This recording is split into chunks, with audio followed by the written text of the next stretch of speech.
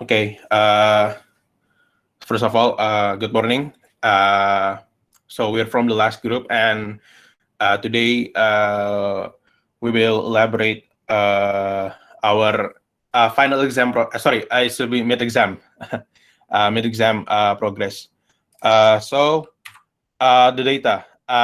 We acquired the data from Kaggle. So the data is electronic store purchases from the year 2019 for 12 months. So we have the data in forms of comma separated values or CSV for 12 months from January to December.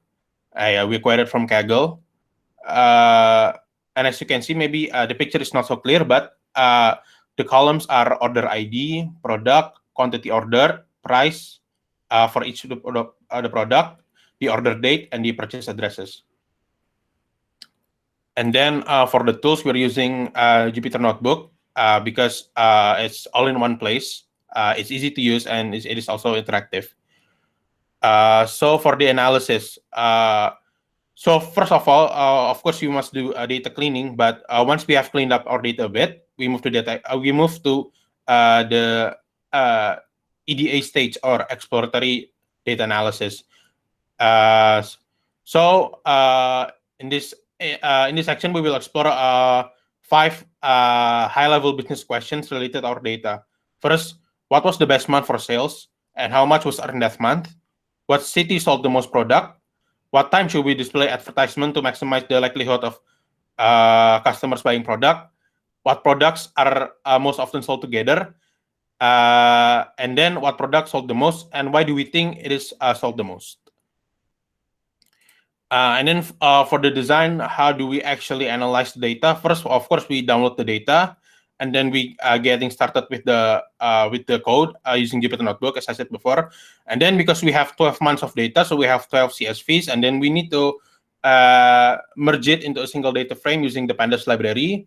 First, we read the single CSV file, and then we list all the files in the directory. We concatenate the files, and then we have the updated data frame, which consists of the 12 CSVs already concatenated. And then for that's the first task. And then the second task is we add a month column, because as we see before, we have an order date, but the date it consists of year, month, and date. But we want to answer what is the best month, so we need a separate column for the month. So what we do, we parse the string for the order date to only extract the month. And then we clean our data as the usual. We drop the non-values from the data frame, and then we remove rows based on a condition that we will state later. And then we add a sales column because we also need to answer the question. Another way to convert a column to numeric from int and floats. And then the first question is, what was the month? What was the best month for sales? And then we can answer this by visualizing our results with a bar chart in Matplotlib. So it is basic data science. What do we say? Process. First we import the data, and then we do data cleaning, and then EDA, and then finally we visualize our results. And then the second question, what city sold the most product? So we need to add a city column, because we don't the data set that we have before, it consists of because the data is required in United States, so we have a city and a state, but we only need the city part. So we add the city column using the apply method, and then we drop that column that we don't need, and then we can answer the question using group by. So using group by, we can know which city sold the most product. And then we plot our results, we visualize our results. The third question is, what time should we display advertisement to maximize the likelihood of purchases?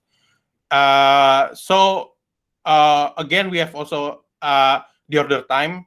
We use the daytime method, and then we create hour and minutes columns, and then we use Matplotlib to graph our plot results.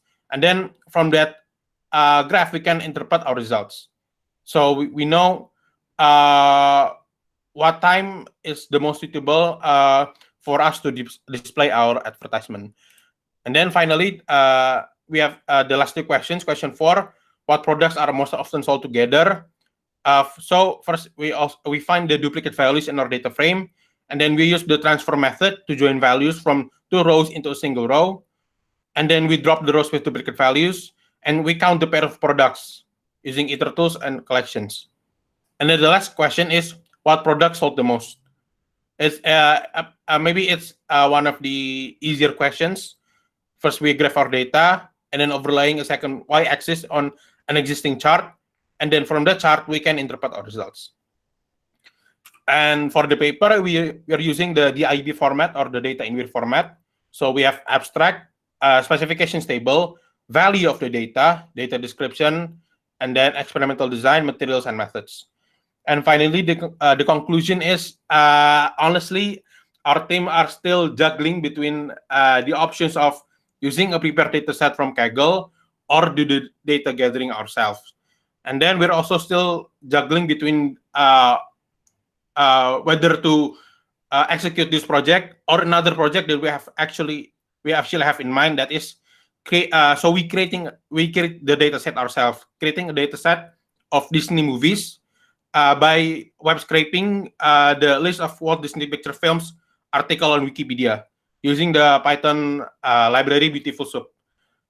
Because from what I've seen from the previous groups, I think you actually want us to create the data set ourselves. So honestly, we're still juggling between whether we're using a prepared data set from Kaggle that is already tidy in CSVs, or maybe we can web scrape the raw data, for example, from a Wikipedia article, and then using the Python library Beautiful Soup, we can create a tidy neat data set, and then from the data set we can do the previous processes. So I think that's actually two questions that I want to ask you, Pak Mardhani. First of all, are we actually allowed to use a data set from Kaggle, or do we actually need to create the data set ourselves using means of maybe web scraping or from the previous examples of the previous group from Twitter APIs and so on and so forth? So I think that's the two questions I have for you. And then this is the end of the presentation. Thank you for listening.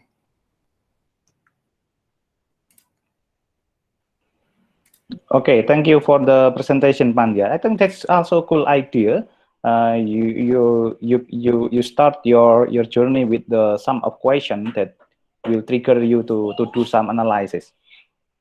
I think you are in the good position on that, yeah. And then so what the questions here, of course, if you can combine the combining the the data sources from the Twitter and also from the Kaggle, for example, and then you can relate it in one of the point that can be bring together, I think it would be good for you. Okay, so that's my response for you. That's cool. I think you can proceed to the next step, I think. Yeah. Okay. Okay, thank you, sir. Thank you very much. Okay, I think that's it for